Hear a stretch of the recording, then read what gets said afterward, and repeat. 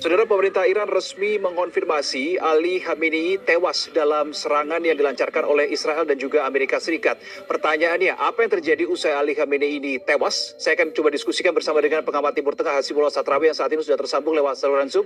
Mas Hasibullah, selamat pagi. Terima kasih sudah berkenan untuk bergabung bersama kami. Mas, kalau boleh ditanyakan analisisnya, what next setelah Ali Khamenei tewas dalam serangan Israel AS?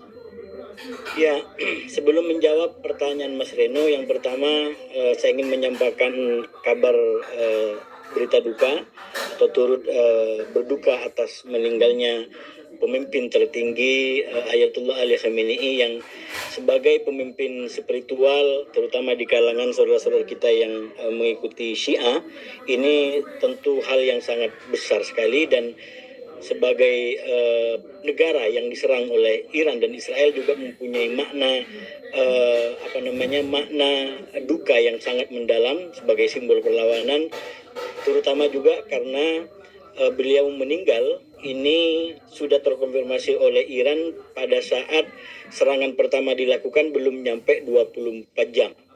Sejauh yang kita ikutin, serangan kemarin dilakukan pagi waktu setempat atau kurang lebih siang waktu Indonesia, dan sekarang kurang lebih baru jam 9 waktu kita, atau kurang lebih sekitar 20 jam setelah serangan pertama dilakukan.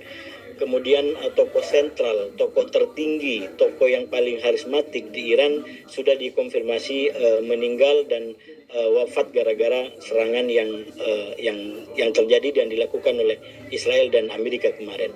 Nah, tentu saja secara politik ini kalau saya mengamatin kenapa ini terjadi, sebelum menjawab pertanyaannya Mas Reno, ini saya melihat ada celah di dalam sistem pertahanan Iran dan proksi-proksinya, karena kalau kita lihat dari perang yang sebelumnya terjadi di antara Israel dengan Hizbullah, itu juga suasananya agak mirip dengan yang terjadi hari ini. Cuman waktu itu kita mengira ini terlalu cepat karena Nasrullah sebagai pemimpin tertinggi Hizbullah sudah berhasil dilumpuhkan oleh Israel itu kurang lebih 10 sampai 12 hari setelah serangan di bulan September 2024. Jadi ini saya melihat celahnya sama, malah dibanding terbunuhnya Nasrullah menurut saya jauh lebih mengejutkan, karena sekali lagi ini bahkan tidak sampai 24 jam dari serangan pertama dilakukan oleh Israel dan oleh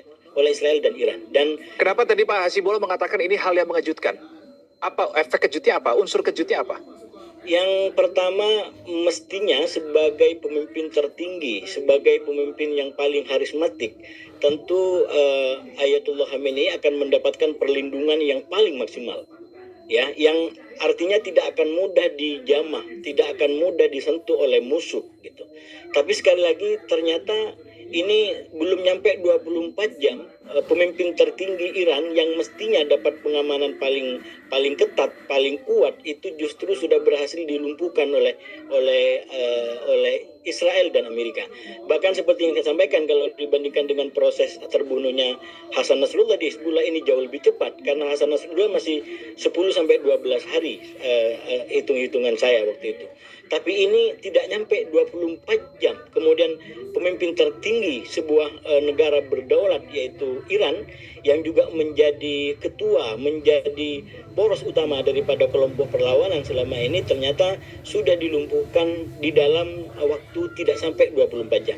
Dan saya melihat serangan atau titik serangan yang dilakukan oleh Israel dan Amerika ini kurang lebih sama yang juga dilakukan kepada Hasan Nasrullah, yaitu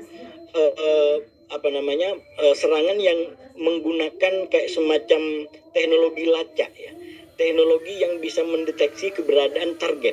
Nah, ini yang sebenarnya sangat mengejutkan dan mungkin juga tidak disadari kelemahan di bagian ini gitu. Dan saya yakin untuk bisa sampai kepada informasi akurat sedetail ini, pasti selain menggunakan teknologi juga menggunakan kemampuan intelijen dan mata-mata yang sekali lagi dilihat dari perang-perang yang sudah terjadi mulai tahun 2004, 2005 dan 2026 sekarang. Sebenarnya serangan Israel dan Amerika juga melalui celah atau kelemahan yang kurang lebih sama. Kita lihat bagaimana Oke. terbunuhnya katakanlah pemimpin Hamas juga di Iran. Kita lihat bagaimana terbunuhnya tokoh-tokoh perlawanan seperti Hasan Nasrullah yang itu juga tidak terlepas menurut saya dari kombinasi teknologi pelacakan yang dimiliki oleh Israel dan juga kemampuan jaringan mata-mata yang sangat kuat di wilayah yang selama ini dikuasai oleh kelompok-kelompok perlawanan. Nah tentu Oke, Mas Hasibullah, sebelum dilanjutkan mungkin bisa sedikit ditekuk ke bawah Mas Hasibullah untuk device-nya supaya tidak terlalu banyak space di. Nah, oke, baik, terima kasih. Nah, saya lanjutkan tadi ke pertanyaan awal yang belum terjawab. Jadi apa yang akan terjadi ketika Ali Khamenei ini tewas? What Ya, next? secara tematik dalam tanda kutip ya, saya gunakan istilah tematik, ini mungkin yang akan terjadi adalah salah satu dari dua. Yang pertama, ini akan terjadi kayak semacam pergantian rezim sebagaimana diinginkan oleh Netanyahu dan Trump, oleh Israel dan Iran.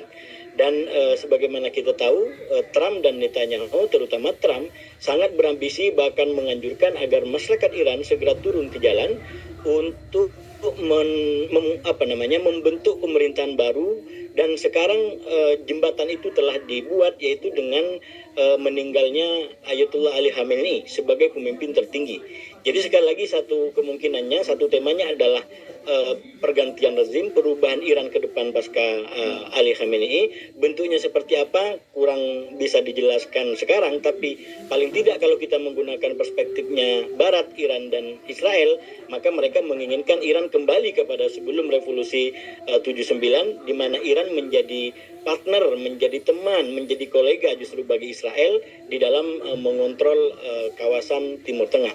Ini satu tema. Nah, tema yang lain tentu yang justru diinginkan oleh kelompok-kelompok berkuasa sekarang di Iran, walaupun sudah kehilangan pemimpin tertinggi Ayatollah Ali Khamenei, tapi simbol-simbol dan kepemimpinan yang kuat di Iran itu masih berkuasa. Dan kalau kita lihat dari tema ini atau dari perspektif ini, maka yang diharapkan bukan pergantian rezim, tapi justru turunnya seluruh rakyat ke Iran untuk melakukan dan mengobarkan revolusi lebih lanjut untuk melawan kediktatoran atau kekuasaan Amerika, kekuasaan Israel yang di dalam terma yang digunakan oleh Ali Khamenei selama ini dan rezimnya itu dikatakan bahwa Amerika adalah sebagai setan besar dan kemudian Israel sebagai setan kecil. Jadi kita akan melihat dalam hari-hari ke depan mana yang akan terjadi di Iran. Apakah perubahan rezim seperti yang diinginkan oleh Trump, oleh Netanyahu, oleh Amerika dan Israel, atau justru perlawanan yang akan jauh lebih kuat seperti diinginkan oleh rezim sekarang yang memang memusuhi Amerika dan Israel, Mas Reno. Dari dua opsi itu bagaimana presentasinya? 50-50 kah atau ada yang lebih dominan menurut Anda?